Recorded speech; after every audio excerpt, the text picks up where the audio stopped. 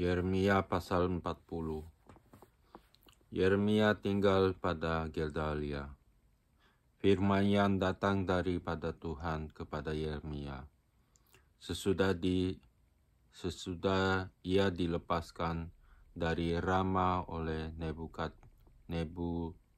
Nebuzaradan, kepala pasukan pengawal yang telah menyuruh untuk mengambilnya terbelenggu pada tangannya di tengah-tengah semua orang buangan dari Yerusalem dan Yehuda yang hendak diangkut ke dalam pembuangan ke Babel. Kepala pasukan pengawal itu telah mengambil Yeremia dan berkata kepadanya, Tuhan Allahmu telah mengancamkan malapetaka ini atas tempat ini, dan ia telah melaksanakannya. Tuhan telah melakukan apa yang diancamkannya. Oleh karena kamu telah berdosa kepada Tuhan dan tidak mendengarkan suaranya, sehingga terjadilah hal ini kepada kamu. Maka sekarang, lihatlah, aku melepaskan engkau hari ini dari belenggu yang ada pada tanganmu itu. Jika engkau suka untuk ikut pergi dengan aku ke Babel, marilah, aku akan memperhatikan engkau. Tetapi jika engkau tidak suka untuk ikut pergi dengan aku ke Babel, janganlah pergi. Lihat, seluruh negeri ini terbuka untuk engkau.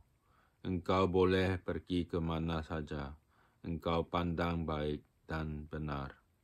Engkau boleh kembali kepada Gedalia bin Ahikam bin Safan, yang telah diangkat oleh Raja Babel atas kota-kota Yehuda, dan tinggallah bersama-sama dia di tengah-tengah rakyat, atau ke mana saja engkau pandang benar, pergilah ke situ.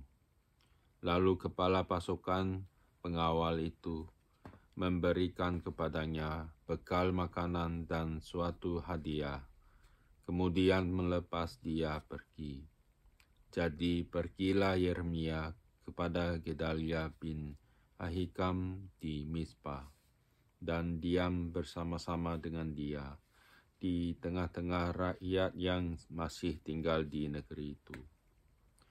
Masa Gedalia menjadi gubernur dan pembunuhannya. Ketika semua panglima tentara yang masih berada di luar kota dengan orang-orangnya mendengar bahwa Raja Babel telah mengangkat Gedalia bin Ahikam bin Safan atas negeri itu, dan bahwa kepadanya telah diserahkan pengawasan atas laki-laki, perempuan, dan anak-anak, yaitu dari orang-orang lemah di negeri itu, yang tidak diangkut ke dalam pembuangan ke Babel. Maka pergilah mereka kepada Gedalia di Mizpa. Mereka ialah Ismail bin Natania, Yohanan bin Kareah, Seraya bin Tanhumet, anak-anak Efai, orang Netofa itu, dan Yezania, anak seorang Maacha, bersama dengan anak buahnya. Lalu bersumpahlah Gedalia bin Ahikam bin Safan kepada mereka dengan anak buah mereka. Janganlah kamu takut untuk takluk kepada orang-orang Kasdim itu. Tinggallah di negeri ini dan takluklah kepada Raja Babel. Maka keadaanmu akan menjadi baik, dan aku sendiri, aku menetap di Mizpa untuk bertindak sebagai wakil di depan orang-orang Kasdim yang akan datang kepada kita. Tetapi kamu ini kumpulkanlah saja hasil anggur, buah-buahan, dan minyak, kemudian simpanlah sebagai persediaan, dan tinggallah di kota-kota di mana kamu hendak menetap. Juga ketika semua orang Yehuda yang ada di Moab, di antara Bani Amon, di Edom, dan di negeri-negeri lain, mendengar bahwa Raja Babel telah membiarkan tinggal sisa rakyat di Yehuda dan mengangkat Gedalia bin Ahikam bin Safan atas mereka. Maka kembalilah semua orang Yehuda dari segala tempat ke mana mereka telah berserak-serak dan masuk ke tanah Yehuda kepada Gedalia di Mizpah.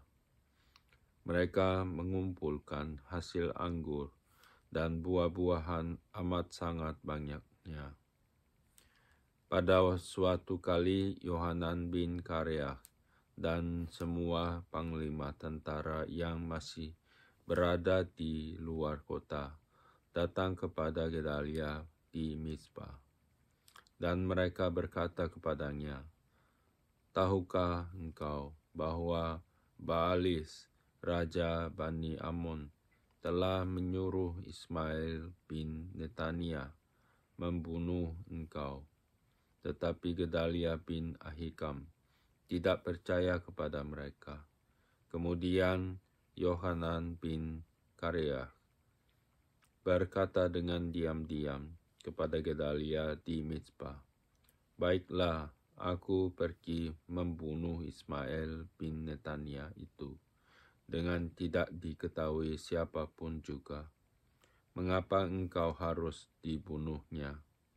Sehingga semua orang Yehuda yang telah berkumpul di sekelilingmu berserak-serak lagi, dan sisa Yehuda itu binasa.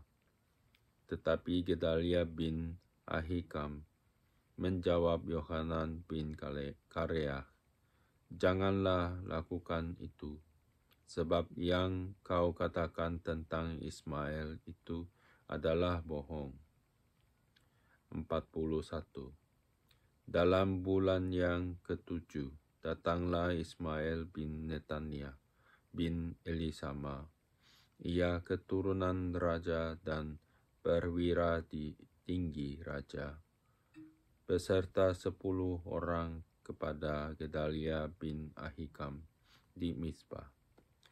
Sementara mereka makan roti bersama-sama di Mizpah, maka bangkitlah Ismail bin Netania dengan ke-10 orang yang ada bersama-sama dia. Lalu mereka memukul mati Gedalia bin Ahikam bin Safan dengan pedang. Demikianlah Ismail membunuh dia yang telah diangkat Raja Babel atas negeri itu. Juga semua orang Yehuda yang ada bersama-sama dengan Gedalia di Mizpah dan orang-orang Kasdim, yakni prajurit yang terdapat di sana, dipukul mati oleh Ismail. Esok harinya, sesudah ia membunuh Gedalia, ketika itu belum ada yang tahu, datanglah orang-orang dari Sikhem, dari Silo, dan dari Samaria, 80 orang jumlahnya, yang janggutnya bercukur, pakaiannya koyak-koyak, dan badannya bertore-tore. Mereka membawa korban sajian dan kemenyan untuk dipersembahkan di rumah Tuhan. Lalu keluarlah Ismail bin Netania dari Mizpah untuk mendapatkan mereka sambil menangis.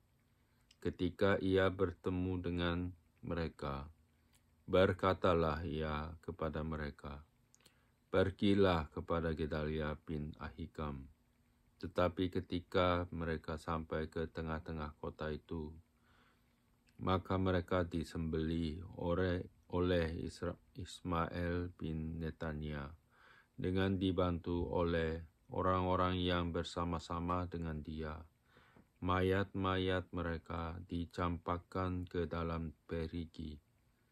Tetapi di antara mereka terdapat 10 orang yang berkata kepada Ismail, "Janganlah bunuh kami, sebab kami masih mempunyai perbekalan tersembunyi di luar kota, yakni gandum, jelai, minyak, dan madu." Maka ia pun membiarkan mereka, tidak membunuhnya bersama-sama dengan rekan-rekan mereka.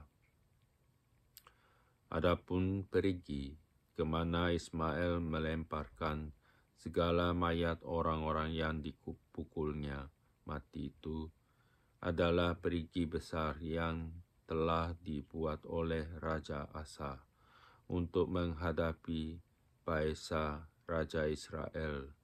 Itulah yang diisi Ismail bin Netania dengan mayat orang-orang yang mati terbunuh itu. Lalu Ismail mengangkut sebagai tawanan 10 sisa-sisa rakyat yang ada di Mizpah itu, putri-putri raja dan semua orang yang masih tinggal di Mizpah, yang telah ditempatkan di bawah Gedalia bin Ahikam oleh Nebuzaradan, kepala pasukan pengawal itu. Ismail bin Netania mengangkut mereka sebagai tawanan. Lalu ia berangkat untuk menyeberang ke daerah Bani Amon. Tetapi ketika Yohanan bin Karea serta semua perwira tentara yang bersama-sama dengan dia mendengar tentang segala kejahatan yang telah dilakukan Ismail bin Netania, maka mereka pun mengumpulkan semua anak buah mereka. Lalu mereka berangkat memerangi Ismail bin Netania. Mereka bertemu dengan dia di telaga yang di Gibeon.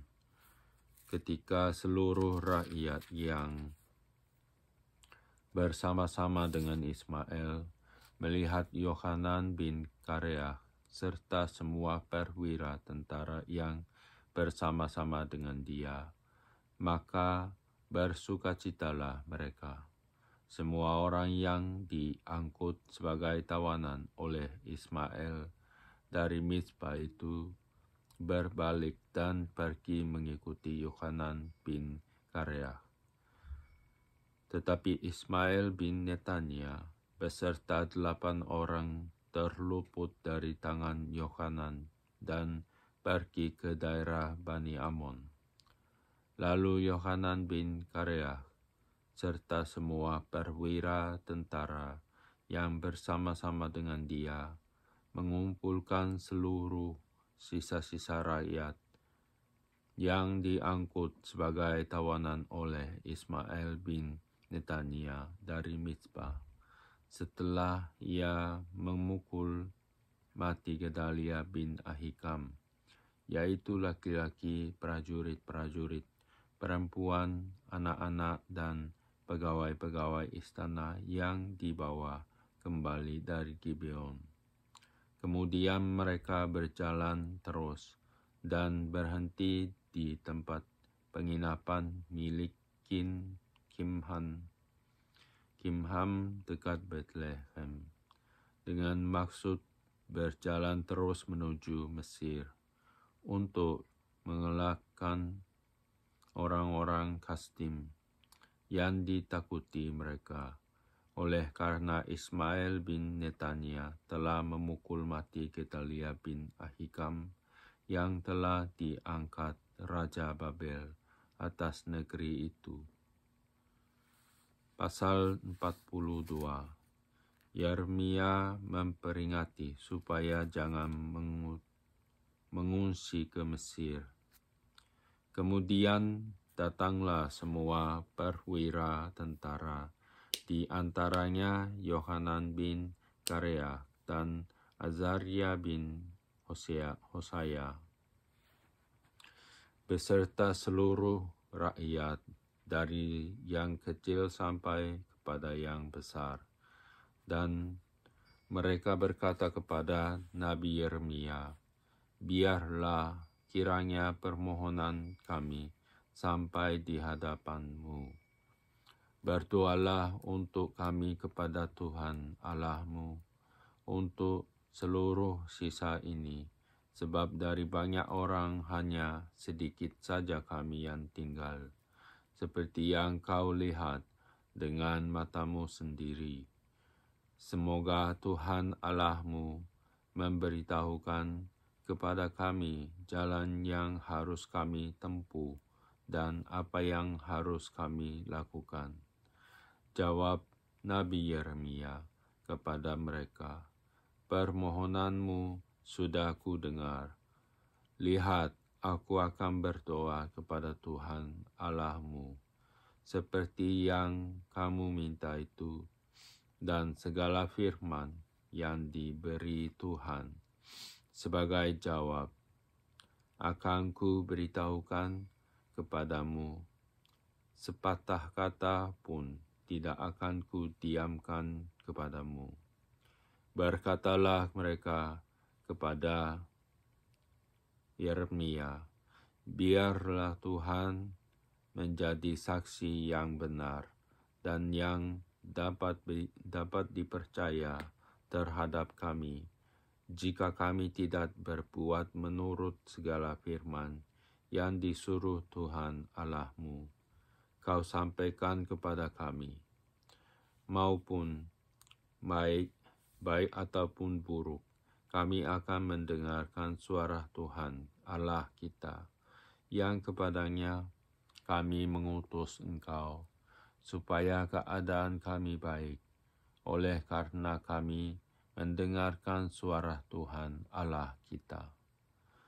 Sesudah 10 hari datanglah firman Tuhan kepada Yeremia. Lalu Yeremia memanggil Yohanan bin Kareah dan semua perwira tentara yang ada bersama-sama dengan dia, dan seluruh rakyat, dari yang kecil sampai kepada yang besar. Berkatalah ia kepada mereka, "Beginilah firman Tuhan, Allah Israel, dan yang kepadanya kamu telah mengutus aku untuk menyampaikan permohonanmu ke depannya. Jika kamu tinggal tetap di negeri ini, maka aku akan membangun dan tidak akan meruntuhkan kamu, akan membuat kamu tumbuh dan tidak akan mencabut kamu, sebab aku menyesal telah mendatangkan malapetaka kepadamu. Janganlah takut kepada Raja Babel yang kamu takuti itu. Janganlah takut kepadanya. Demikianlah firman Tuhan, sebab aku menyertai kamu untuk menyelamatkan kamu dan untuk melepaskan kamu dari tangannya. Aku akan membuat kamu mendengar belas kasihan, sehingga ia merasa belas kasihan kepadamu dan membiarkan kamu tinggal di tanahmu. Tetap jika kamu tidak mau mendengarkan suara Tuhan Allahmu dengan mengatakan, kami tidak mau tinggal di negeri ini, sebab pikirmu, tidak, kami mau pergi ke negeri Mesir, di mana kami tidak akan mengalami pertempuran, tidak akan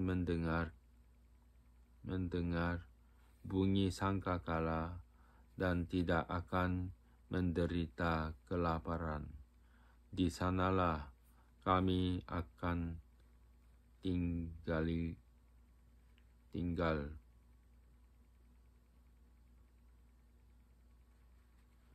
Maka dengarkanlah sekarang firman Allah, hai sisa Yehuda. Beginilah firman Tuhan semesta alam, Allah Israel.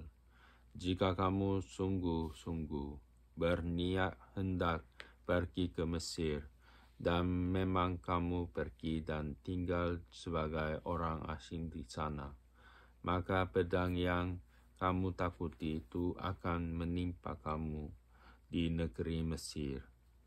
Dan kelaparan yang kamu gentarkan itu tidak putus-putusnya mengejar-ngejar kamu di Mesir, sampai kamu mati di sana. Semua orang yang berniat hendak pergi ke Mesir untuk tinggal sebagai orang asing di sana akan mati karena pedang, kelaparan, dan penyakit sampar. Seorang pun dari mereka tidak ada yang terlepas atau terluput dari malapetaka yang kudatangkan atas mereka. Sungguh, beginilah firman Tuhan semesta alam, Allah Israel. Seperti tercurahnya murkaku dan kehangatan amarahku ke atas penduduk Yerusalem, demikianlah akan tercurah kehangatan amarahku ke atas kamu apabila kamu pergi ke Mesir. Kamu akan menjadi kutuk, kengerian, kutukan, dan aib. Kamu tidak akan melihat tempat ini lagi. Tuhan telah berfirman kepadamu, hai sisa Yehuda, janganlah pergi ke Mesir.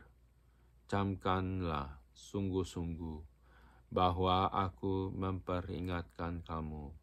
Pada hari ini, kamu telah menipu dirimu dan membahayakan nyawamu ketika kamu mengutus aku kepada Tuhan Allahmu dengan berkata, berdoalah untuk kami kepada Tuhan Allah kita, dan beritahukanlah dengan tepat kepada kami apa yang difirmankan Tuhan Allah kita, supaya kami melakukannya.